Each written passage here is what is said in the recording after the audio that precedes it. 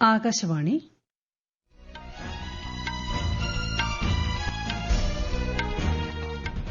നമസ്കാരം. വാർത്തകൾ വായിക്കുന്നത് ലിൻസ സിറാജ്.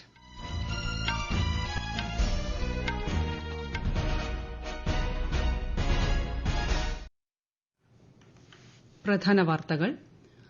മലയാളിയായ സദാനന്ദൻ മാസ്റ്റർ ഉൾപ്പെടെ 4 പേരെ രാഷ്ട്രപതി രാജ്യസഭയിലേക്ക് നാമനിർദ്ദേശം ചെയ്തു. സിംഗപ്പൂരുമായുള്ള ഉഭയകക്ഷി സഹകരണം അവലോകനം ചെയ്ത് വിദേശകാര്യമന്ത്രി എസ് ജയശങ്കർ. മൻ കി ബാത് ടാലന്റ് ഹണ്ട് യുവതയുടെ കഴിവുകൾ വികസിപ്പിക്കാൻ അവസരമൊരുക്കുന്നതായി കേന്ദ്ര സഹമന്ത്രി രക്ഷ ഖഡ്സെ. 14 ദിവസത്തെ ആക്സിയം 4 ദൌത്യത്തിനുശേഷം ബഹിരാകാശ സഞ്ചാരി ശുഭാംശു ശുക്ലയും സംഘവും നാളെ മടങ്ങും. യാത്രക്കാരുടെ സുരക്ഷയ്ക്കായി എല്ലാ കോച്ചിലും സിസിടിവി ക്യാമറ സ്ഥാപിക്കുമെന്ന് ഇന്ത്യൻ റെയിൽവേ. വിംബിൾഡൺ പുരുഷ സിംഗിൾസ് ഫൈനലിൽ ഇന്ന് യാനിക് സിന്നറും കാർലോസ് അൽക്കരാസും ഏറ്റുമുട്ടും. വാർത്തകൾ വിശദമായി. കേരളത്തിൽ നിന്നുള്ള സി സദാനന്ദൻ മാസ്റ്റർ ഉൾപ്പെടെ 4 പേരെ രാഷ്ട്രപതി ദ്രൌപദി മുർമു രാജ്യസഭയിലേക്ക് നാമനിർദ്ദേശം ചെയ്തു. അഭിഭാഷകൻ ഉജ്വൽ ദേവ്റാവ് നിഗം, മുൻ വിദേശകാര്യ സെക്രട്ടറി ഹർഷ് വർദ്ധൻ ശൃംഗ്ല, ചരിത്രകാരി ഡോക്ടർ മീനാക്ഷി ജെയിൻ എന്നിവരാണ് മറ്റുള്ളവർ. പുതിയ അംഗങ്ങളെ പ്രധാനമന്ത്രി നരേന്ദ്രമോദി അഭിനന്ദിച്ചു. പാർട്ടി ഏൽപ്പിച്ച വലിയ ദൌത്യമായാണ് രാജ്യസഭാംഗത്വത്തെ കാണുന്നതെന്ന് സദാനന്ദൻ മാസ്റ്റർ ആകാശവാണി വാർത്തകളോട് പ്രതികരിച്ചു.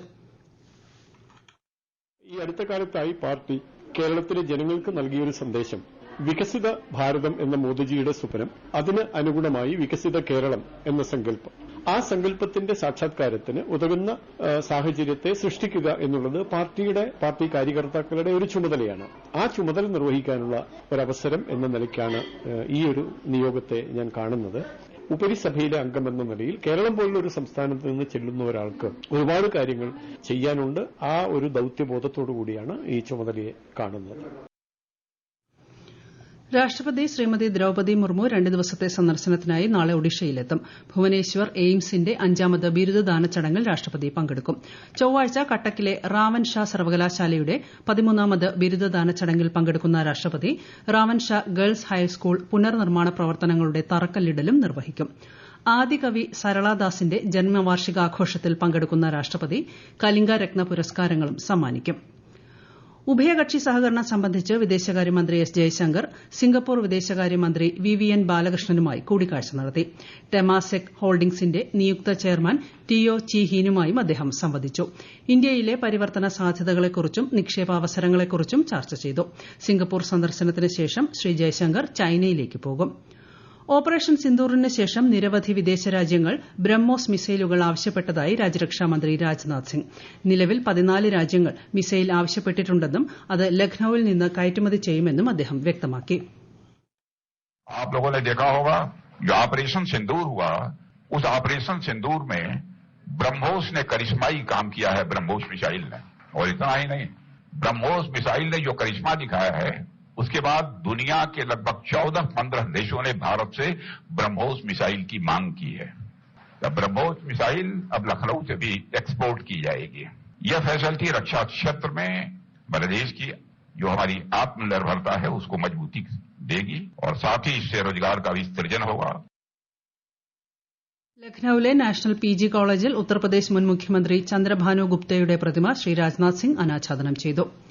കർഷകർക്ക് മതിയായ അളവിൽ ഗുണനിലവാരമുള്ള വളം ലഭ്യമാക്കേണ്ടത് സംസ്ഥാന സർക്കാരുകളുടെ ഉത്തരവാദിത്തമാണെന്ന് കേന്ദ്ര കൃഷിമന്ത്രി ശിവരാജ് സിംഗ് ചൌഹാൻ. ഗുണനിലവാരമില്ലാത്ത വളങ്ങളുടെ വിൽപ്പന, സബ്സിഡി വളങ്ങളുടെ കരിഞ്ചന്ത, നിർബന്ധിത ടാഗിംഗ് പോലുള്ള നിയമവിരുദ്ധ പ്രവർത്തനങ്ങൾ തടയാൻ കർശന നടപടി സ്വീകരിക്കണമെന്നാവശ്യപ്പെട്ട് സംസ്ഥാനങ്ങൾക്കും കേന്ദ്രഭരണ പ്രദേശങ്ങൾക്കും മന്ത്രി കത്തെഴുതി. ഗുണമേന്മയിൽ കൃത്രിമത്വം വരുത്താൻ ശ്രമിക്കുന്ന ഏജൻസികളുടെ ലൈസൻസുകൾ റദ്ദാക്കൽ ഉൾപ്പെടെ കർശന നിയമ നടപടി സ്വീകരിക്കാൻ ശ്രീ ചൌഹാൻ സംസ്ഥാനങ്ങളോട് ആവശ്യപ്പെട്ടു. ഇന്ന് രാവിലെ അന്തരിച്ച തെലുങ്ക് നടൻ കോട്ട ശ്രീനിവാസ് റാവുവിന്റെ വിയോഗത്തിൽ പ്രധാനമന്ത്രി നരേന്ദ്രമോദി ദുഃഖം രേഖപ്പെടുത്തി. സിനിമാ മേഖലയിലെ പ്രതിഭയ്ക്കും വൈദഗ്ധ്യത്തിനും അദ്ദേഹം എക്കാലവും ഓർമ്മിക്കപ്പെടുമെന്ന് പ്രധാനമന്ത്രി സന്ദേശത്തിൽ പറഞ്ഞു. തലമുറകളായി പ്രേക്ഷകരെ ഉജ്ജ്വലമായ പ്രകടനങ്ങളിലൂടെ ആകർഷിച്ച അദ്ദേഹം സാമൂഹ്യ സേവനത്തിൽ മുൻപന്തിയിലായിരുന്നുവെന്നും ദരിദ്രരെയും അടിച്ചമർത്തപ്പെട്ടവരെയും ശാക്തീകരിക്കുന്നതിനായി പ്രവർത്തിച്ചുവെന്നും പ്രധാനമന്ത്രി കൂട്ടിച്ചേർത്തു.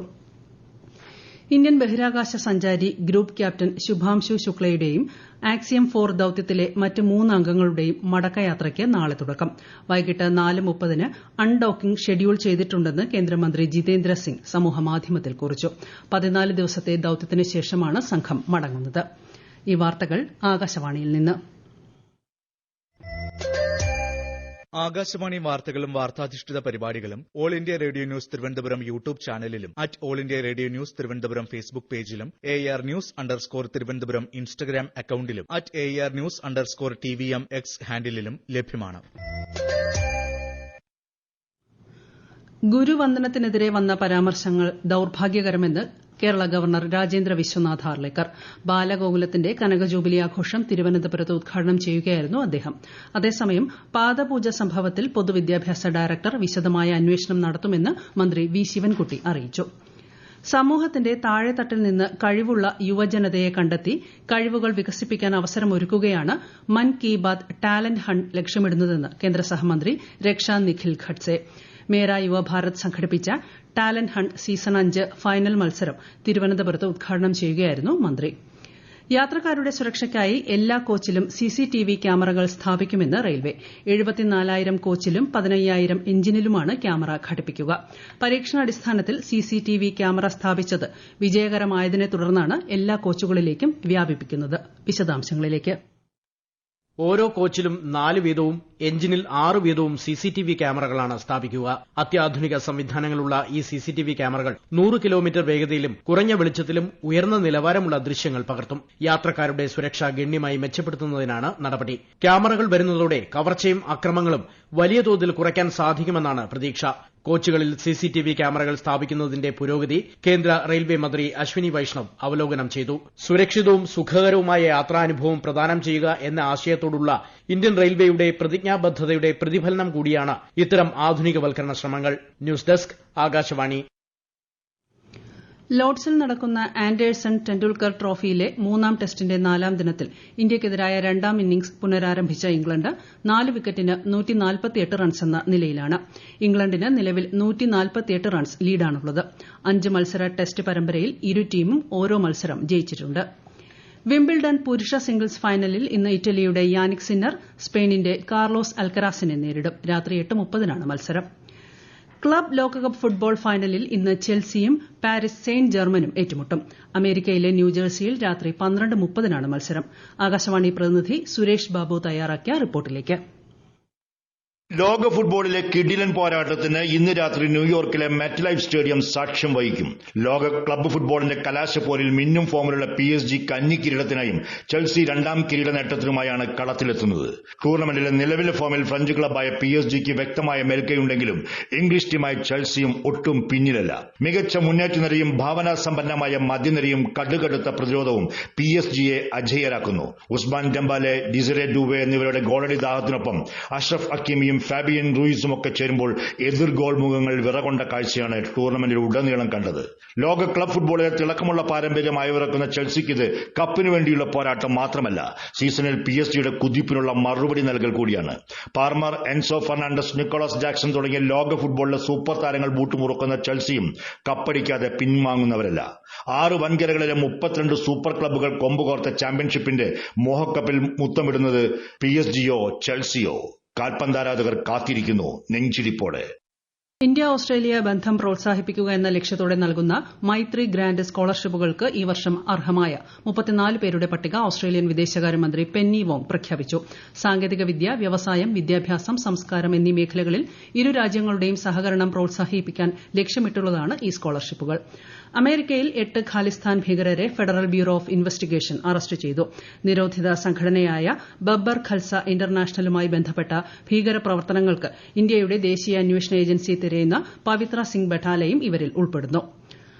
പ്രധാന വാർത്തകൾ വീണ്ടും. മലയാളിയായ സദാനന്ദൻ മാസ്റ്റർ ഉൾപ്പെടെ 4 പേരെ രാഷ്ട്രപതി രാജ്യസഭയിലേക്ക് നാമനിർദ്ദേശം ചെയ്തു. സിംഗപ്പൂരുമായുള്ള ഉഭയകക്ഷി സഹകരണം അവലോകനം ചെയ്ത് വിദേശകാര്യമന്ത്രി S ജയശങ്കർ. മൻ കി ബാത് ടാലന്റ് ഹണ്ട് യുവതയുടെ കഴിവുകൾ വികസിപ്പിക്കാൻ അവസരമൊരുക്കുന്നതായി കേന്ദ്ര സഹമന്ത്രി രക്ഷാ ഖഡ്സെ. 14 ദിവസത്തെ ആക്സിയം 4 ദൌത്യത്തിന് ശേഷം ബഹിരാകാശ സഞ്ചാരി ശുഭാംശു ശുക്ലയും സംഘവും നാളെ മടങ്ങും. യാത്രക്കാരുടെ സുരക്ഷയ്ക്കായി എല്ലാ കോച്ചിലും CCTV ക്യാമറ സ്ഥാപിക്കുമെന്ന് ഇന്ത്യൻ റെയിൽവേ. വിംബിൾഡൺ പുരുഷ സിംഗിൾസ് ഫൈനലിൽ ഇന്ന് യാനിക് സിന്നറും കാർലോസ് അൽക്കരാസും ഏറ്റുമുട്ടും. വാർത്തകൾ കഴിഞ്ഞു. അടുത്ത വാർത്താ പ്രക്ഷേപണം രാത്രി 8:35.